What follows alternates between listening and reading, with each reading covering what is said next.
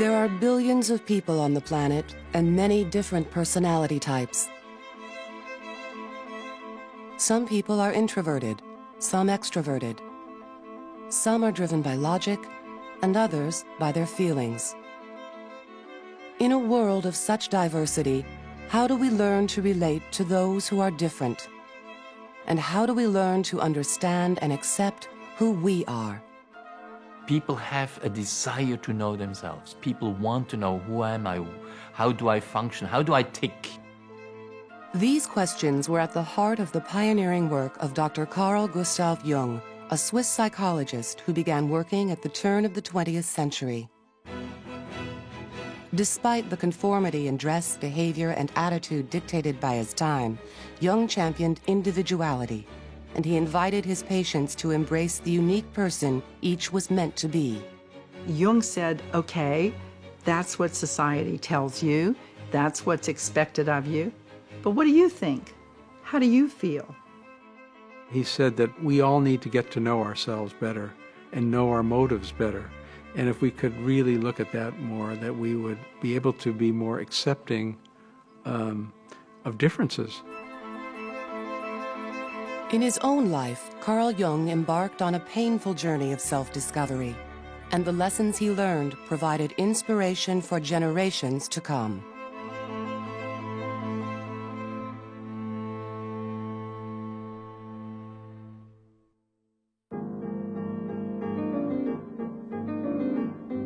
In 1909, at the age of only 34, Carl Jung had succeeded in creating the life he'd always imagined. Born the son of a poor country minister, Jung married the wealthy Emma Rauschenbach. Together, they built an idyllic home and family. Jung had worked his way through medical school and had become a world-renowned psychologist in Zurich. And as the chosen heir apparent of pioneering psychoanalyst Sigmund Freud, Jung was at the center of a revolution taking place in the world of psychology. That revolution was based on Freud's radical concept of the unconscious. At a time when Victorian society prided itself on being highly rational and civilized, Freud argued that people were really driven by repressed urges they weren't even aware of. Jung was one of the few who had embraced Freud's provocative ideas. The pair quickly became partners in promoting psychoanalysis around the world. And slowly they were gaining the respect of the mainstream medical community. In Freud, Jung had found not only an important professional mentor, but also a father figure. His own father died when he was just 20. The death of Carl Jung's father ended any money coming into the household. And it was up to him then. He was the only son. It was up to him to take care of both his mother and his sister. And so keep in mind, Jung was sort of an orphan. He looked for a guide, a father, you understand, and he found that in Freud. Jung's future seemed secure, but there was just one problem. Jung had nagging doubts about some of his mentor's theories. For Jung, Freud was too close, too narrow. Jung was very open. He closed his eyes to nothing. Jung spoke about Freud in a 1959 interview. I liked him very much, but I soon discovered that when he had thought something, then it was settled, while I was doubting all along the line. Freud's theories on the sex drive were particularly troubling to Jung. While Freud believed that sexual urges were the sole driving force behind human behavior, Jung believed that we are influenced by many other factors, like religious beliefs, the need for approval, and the drive for power. Freud said, in effect, no, it's sex or nothing. And Jung said, I can't accept this theory wholeheartedly. And this is really what caused the rupture between them. Things came to a head in 1913 when Jung published a book which directly contradicted Freud's theories. Unwilling to tolerate dissension in his ranks, Freud cut all ties to his former protege. Jung's mentor now became his most outspoken critic. Carl Jung was ostracized from the psychoanalytic movement he'd helped to establish. It was a big blow to Jung. He went through a period of disorientation and a period where he wasn't really sure whether he had lost his sanity or not. Though the separation was in the coming, it threw Jung into a deep depression, which, however, was beneficial. It was liberating. He had to go on his own. The son has to do his own thing. Ultimately, Jung would go on to do his own thing, but the years ahead would be difficult. Just months after Jung's own life had been shattered, the fabric of Victorian society was also torn apart. As World War I exploded across Europe, Jung retreated to his house on Lake Zurich to fight his own internal battle. He went down to the beach in front of his house and played with the pebbles and sand, and he said, I don't know why I'm doing this, but this is the only thing right now that will relieve the anxiety and the disturbance that I'm feeling. From there, he went into what he calls the confrontation with the unconscious. Desperate to find his way personally and professionally, Jung began a process of deep self-analysis. He spent hours alone recording his thoughts, analyzing his dreams, and making elaborate drawings as a way to express the deepest parts of his unconscious. Jung used this period to think about what he was going to do with his life. He said to himself, I can't continue to practice psychoanalysis if I use Freud's terms and Freud's methods. I have to create a system of my own. As he probed deeper and deeper into his own psyche, Jung became increasingly convinced that his unconscious was driven by more than just sexual urges, repressed thoughts, and memories. There was another influential force that Freud had overlooked: the history of civilization. Jung had studied many of the world's cultures and religions, and he observed that even the most dissimilar share common ideas and behavior patterns. He found, for example, that Native American Indians had certain stories and rituals in common with tribes in Africa and other cultures throughout the world. And he said, these things are in common.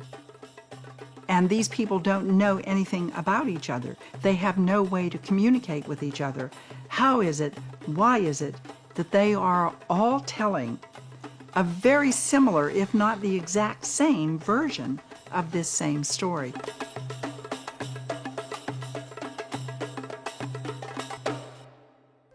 Jung concluded that the unconscious is influenced not only by our own experiences, but by the collective experiences of all people.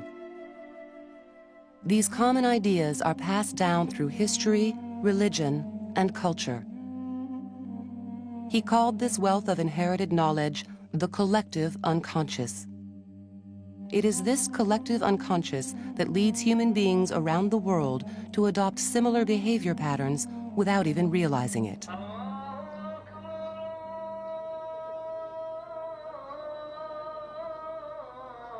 Every culture has certain classical, typical behavior modalities, like the hero. You can go from east to west, north to south. You can recognize a hero. You can recognize a soldier. You can recognize a healer. Or the father as the great good figure who dispenses all knowledge and all wisdom. An unforgiving, disapproving mother. These are universal behavior patterns. They just appear in different clothing at different times. These behavior patterns, or archetypes as Jung called them, help us quickly and comfortably size up other people. I'm Luke Skywalker. I'm here to rescue you. Even at the movies, once we've identified someone as an archetypical hero, we can better predict his behavior. When we see a movie like Star Wars, we're already right there. There's that immediate connection with the various characters in the movie.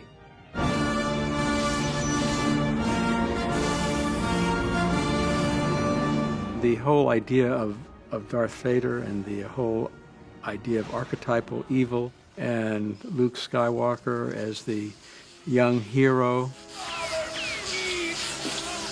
these are mythological themes that's what attracts us to going to movies.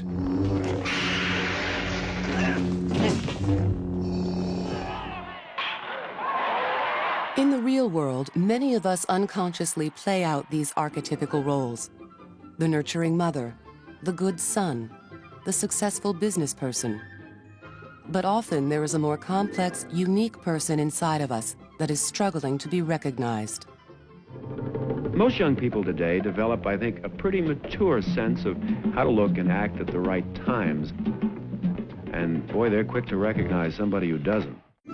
Jung stressed that in order to be truly happy, we must stop trying to be who we think we should be or who everyone expects us to be and figure out who we really are.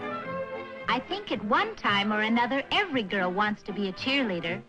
And if you're just out for the prestige, if you don't really care, the other kids spot you as a phony right away. For years, Jung himself had played out archetypical roles. He had devoted himself to following in Freud's footsteps, all the while suppressing the inner voice that was telling him to go his own way. After his many years of soul-searching, Carl Jung had found his true self. Promoting individuality became a cornerstone of Jung's work, and with the end of World War I, a new and more open society emerged that was ready to embrace Jung's ideas. When he first published his theories in 1921, the book was an immediate international bestseller.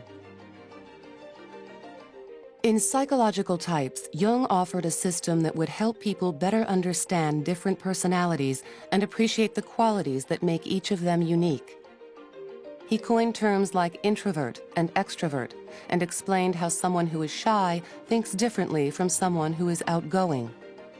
Jung called this process of identifying and labeling different kinds of personalities typology. Typology helps an awful lot of explaining the difference in functioning and that it's okay to be different. It's okay to function differently. For the public, finding out what personality type they were became the rage. And back in Zurich, Jung's workload exploded. At the age of 47, Carl Jung had become internationally famous, and patients from around the world were making appointments up to a year in advance with Jung. He had more patients than he could handle.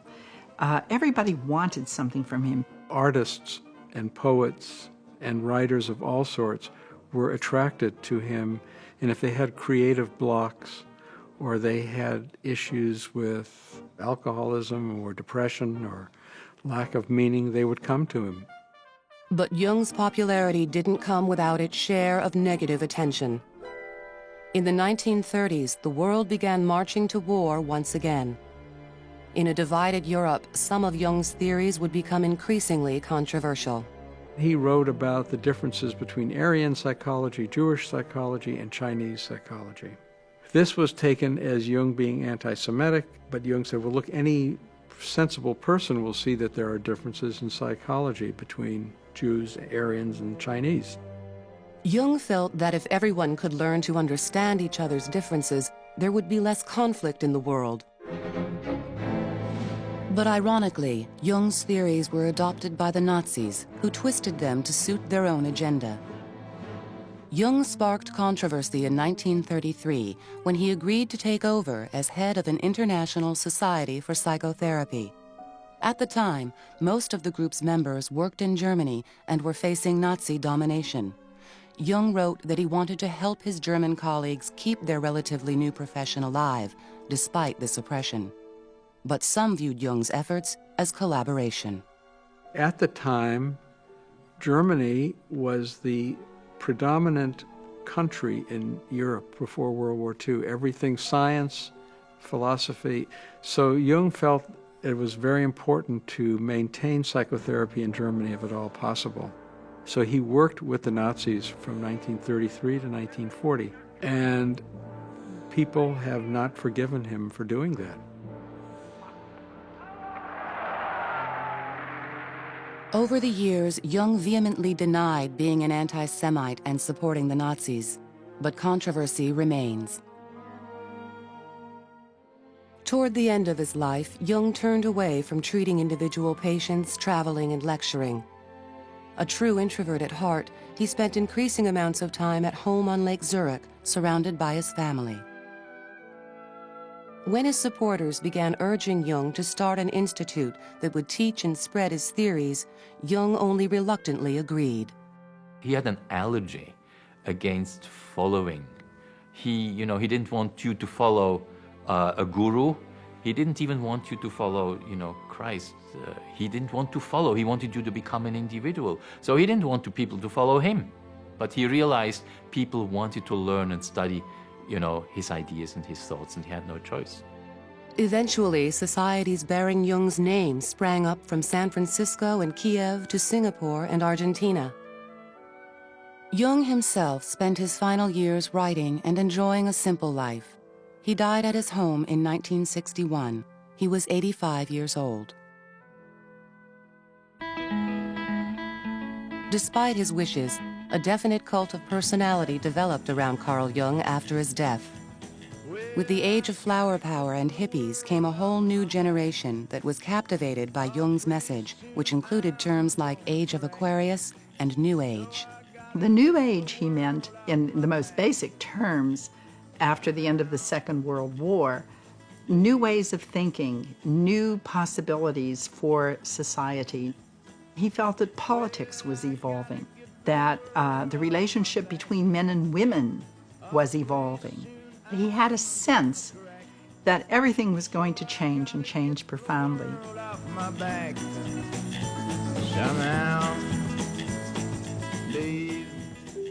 More recently, Jung's original work with personality types led to perhaps his most enduring and practical legacy, the Myers-Briggs test. This tool helps schools offer career guidance, and it enables corporate America to better match an employee to a specific job. It took American pragmatism to basically put his theory into a test, the Myers-Briggs typology test. And it's the most used test in the United States. Every year, more than 1 million people take that test to find out, how do I function?